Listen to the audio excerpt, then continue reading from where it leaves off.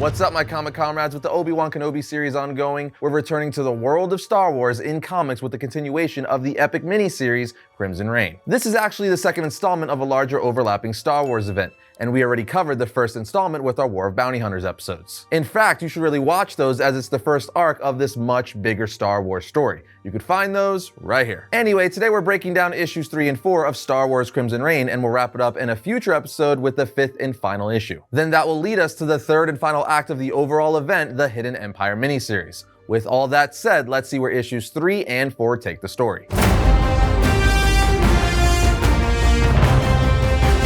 Up front, I'll tell you that issue 3 is essentially an origin story for Sava Madlin's son, otherwise known as the Archivist. Writer Charles Soule actually revealed in a monthly newsletter that her design was based on an unused piece of concept art by Ian McCaig for a Sith Witch in Star Wars Episode 1, The Phantom Menace. Anyway, issue 3 starts off with the Archivist telling us her story in a flashback caption before Order 66. She says, "Before I became the woman you see before you, I had a very different life. They say working with the dark side corrupts one's physical form, but for me, I think it's something much simpler. In my old life, I was happy. I was a fully credentialed Sava, a scholar and teacher at the University of Bar-Leth, smack in the middle of the bright, shining core. I had access to great minds. Corrin Pers herself was a close colleague. My theories were given great weight. My publications were revelatory, but because of the subject I chose to devote my life to, I was happy." So she studied the Force, specifically the dark side of the Force, but wasn't a Force user or Sith herself, just a scholar. Now captioned after Order 66, we learn that she wasn't so happy anymore. As she says, life is loss, of course, but some hit harder than others. The Jedi would say that is because of attachment to the thing that is lost, not the loss itself. We then see in a flashback that she's now a junk seller. As 3 stormtroopers approach her stand, they ask her if she's Sava Madlin's son. She replies, "I am Madlin's son, yes, but I am no longer a Sava. Not for a long time. I am just a junk seller now." Captions of her narrating then say, "Order 66 killed the Jedi, and as I studied the Force for a living, it also killed my career." The squad leader then says, "Junk, eh? Give it a good tossing," motioning his squad towards the stand. Son then says, "But why? No, I am a good citizen. I follow rules. I gave it up. I swear to you." As the stormtroopers start ransacking the place and going through her things, she tells the squad leader, "This is outrageous. I'll file a report with the Imperial Governor of this sector. I might not be what I was, but I still have friends out there. Powerful friends. You can't treat me like this." As she finishes yelling, a trooper finds an ancient Sith artifact in the junk. She tells the squad leader, "No, it's nothing. I just kept it for sentimental reasons. I can't even use it. It just makes me happy," as he tells her that it's illegal contraband, and artifacts are forbidden under Order 66. And as the squad leader says, "Guess I'll be making a report too," him and the other 2 troopers get blasted from somewhere off panel, and on the next page we see it's Kira, the new leader of Crimson Dawn. Introducing herself to Madlin, she says, "It's an extraordinary pleasure to meet you, Madlin.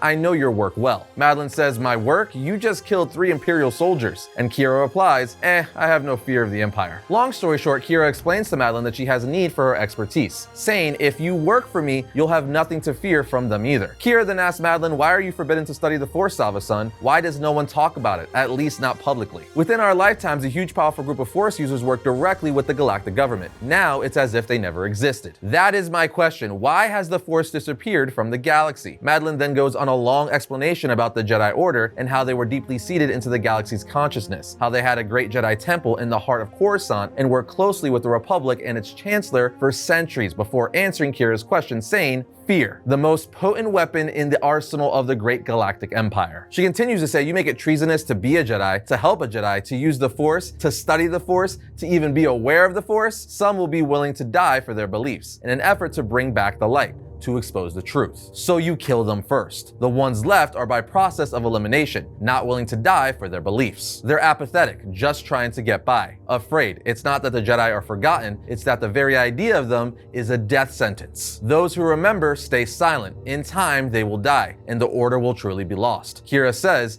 "I see it much the same way," and talks about how the Empire is just one man, Palpatine, and reveals to Madlin that Palpatine is actually a Sith Lord. This leaves Madlin stunned, saying, "I call myself an expert in the dark side, and I missed a Sith Lord right under my nose?" And Kira responds, "If it's any consolation, so did the Jedi, and they were even closer to him." It's the brazenness of it. The Sith are supposed to haunt the shadows. You do not expect to see one in plain sight. Madlin then says, "Do you know what this means? I did not lose my life, my happiness. It was taken from me." Kira then takes Madlin and shows her all the ancient artifacts artifacts of the Sith that she's been collecting, which Darth Maul had taught her how to find. And after convincing Madeline to help her, Kira says, "I do have a task for you, a small thing. And if working with me does not suit you, you are free to leave, with no obligation. As I said, it is an honor simply to meet you." Madeline asks, "What is the task?" And she tells her, "The Jedi fought the Sith for centuries. If I could enlist one to my cause, they would be incredibly helpful. I believe some have survived Palpatine's purge, in particular, Yoda." Madeline replies, "The Council Grandmaster? A small task? I see. Nice to know you have a sense of humor, Kira. He would be a powerful ally indeed, but why do you suspect he survived?" To which Kira says, "Because the Empire never announced his death." Long story short, Madeline accepts the task and starts researching where Yoda could be with the help of Crimson Dawn's resources. Then after interrogating a former pilot for the Organa family, she's informed that Yoda was last heard to be headed to the Sluis sector. So of course she goes there and is ultimately drawn to a world called Dagobah, as it was extremely strong in the Force. When she lands, she's immediately attacked by one of the planet's native beasts, but escapes when she finds a cave or hole in a tree and wanders in. Once inside, she says, "What I saw in that place is for me alone to know, but what I encountered helped me understand a great many things about the Force, about myself. I realized that I had not found that place by accident. I was led there. And at that moment, I became one of the few people who knew one of the galaxy's most valuable secrets. Yoda's location could give me my life back, whether I gave it to Kira or Palpatine. I could be rich. I could be powerful. I could be a scholar at the best university in the galaxy. I could run it. Yoda had to know all of that. He could have killed me or let the planet do it for him. Instead, he chose to teach me." As we see Yoda watching her ship take off and learn that he trained her in some way. She continues to say, "I've studied the Force my entire adult life. I focus on the dark side because it spoke to me. I thought it was more realistic. It more clearly reflected who we are, our motivations, our decisions, the way we usually act. Choices made from selfishness, from attachment, from fear. The light side shows us who we could be." We then see her return to Kira, telling her that Yoda is dead, at which point Kira says, "Very well, we'll do it ourselves." Followed by Madeline narrating, "I made my decision, and for the first time in a very long time, I was happy." And with that, issue 3 ends, so let's jump into issue 4. There are many lightsabers in the galaxy, but this one is mine. Okay. It's Obi-Wan Kenobi's. This amazingly high-quality replica lightsaber is made by Sabers Pro and looks and feels exactly how you would expect when we're watching Obi-Wan and other Jedi wield them on screen. This particular design is the Profi 2.2 NeoPixel version of the Obi-Wan lightsaber, which comes with extra bells and whistles. From the highest quality T6 aircraft aluminum hilt design to the incredibly durable polycarbonate blade, this is a lightsaber made for both cosplayers and collectors. In addition to pre-installed features like 22 sound fonts and 12 blade colors, the Profi 2.2 board on this saber actually gives you the ability to add to and customize the saber with new sound fonts, blade colors, lighting effects, and a ton more. It's a beast of a lightsaber, and you could check it out for yourself by clicking our link in the description or by going to saberspro.com/variant. We do want to make it clear that if you're just looking for a simple basic lightsaber that you turn on and hit your friends with, this ain't that. This Obi-Wan lightsaber by Sabers Pro does give you dual and cosplay ability, but it's also a true collectible with a large variety of features. It's not just a simple plug-and-play saber at all. That being the case, you'll need to spend some time with the feature instructions on this one, as switching between the various features aren't as intuitive as other more simplified sabers. In fact, considering how many features it has, the instructions could use some improvement in our opinion. Having said that, this is a high-end collectible lightsaber with a ton of features, so it's really about personal preference. And if your preference is a more basic saber, they have the baselit version of this model that fits that bill. So again, head over to saberspro.com/variant to check out all their amazing lightsabers. And when you're there grabbing one for yourself, use our coupon code variant10 at checkout to get 10% off your order. Issue 4 opens up with the Archivist continuing to narrate Kira's plan. And with this issue, she's going to tell us how Kira recruited the Knights of Ren. The Archivist says, the Knights of Ren, they were trouble. And the trouble was, they knew it. With us then seeing that Kira had tracked down the Knights of Ren in the mid-rim. Finding them at a bar, she says, "My name is Kira. I've heard of you. I've heard you're powerful." Their leader Ren takes off his helmet and says, "I'm sorry, I can't say the same about you, Kira, but I'm always up for making a beautiful friend." Kira then says sarcastically, "Oh my, you're just so wrong. I'm not here for a pretty face." So Ren then asks, "Why are you here, Kira?" And she answers, "Because you lead the Knights of Ren." He tells her that's a dangerous name, and the few who know it know better than to come looking for us. "How did you hear it?" Pointing to her friend, the Archivist. Kira says, "My scholar friend over there told me about you. What you are and what you were. I know you want that back, even if it's been gone since long before you were born. You want to live on a galaxy where you don't have to hide on backwater planets, always on the run, subsisting off scraps, flying around in that ugly ship of yours, stealing and killing to live." He replies, "We like that ship, and we like stealing and killing too.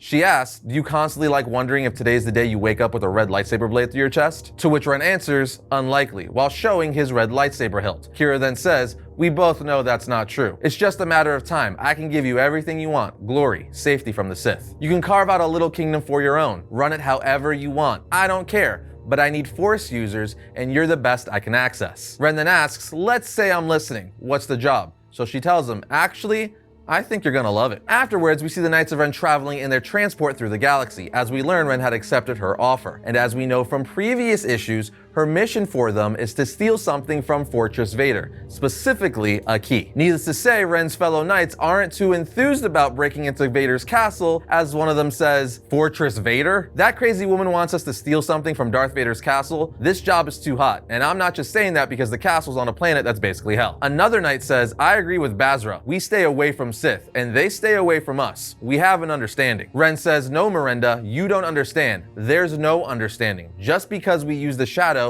doesn't mean the Sith are our friends. If you're wondering what the shadow is, the Knights of Ren refer to the dark side of the Force as the shadow. Ren goes on to say, it's just that the Emperor's been dealing with other problems. First the Jedi, the Night Sisters, we're small fish in comparison. I realize that doesn't fit with how we see ourselves, but that's what it is. Palpatine will get around to us eventually. Either we keep running or we strike first, and working with Kira is our best chance. The woman's got a plan. She's got resources. She got us a full layout of Fortress Vader and a rundown on its security. One of his knights replies, forget the guard droids and alarms and whatever. What about Darth Vader? How do you think he'll react if we rob his house? Ren replies, nothing to worry about there, Massive. That's why we're doing this mission now. One of Kira's Imperial contacts passed along that Vader is busy investigating the murder of a bunch of Palpatine's royal guards. He ain't home. Ren then briefs the rest of his fellow knights what they're planning to steal, a key, which he has no idea what it opens or why Kira wants it, but it doesn't matter. Their mission is to get it and get out. Eventually landing on Mustafar, the knights jump on speeder bikes and head toward Castle Vader. Finding an old entrance, they see the planet's lava is pouring in front of and blocking the door. So Ren tells his men, we can get past it,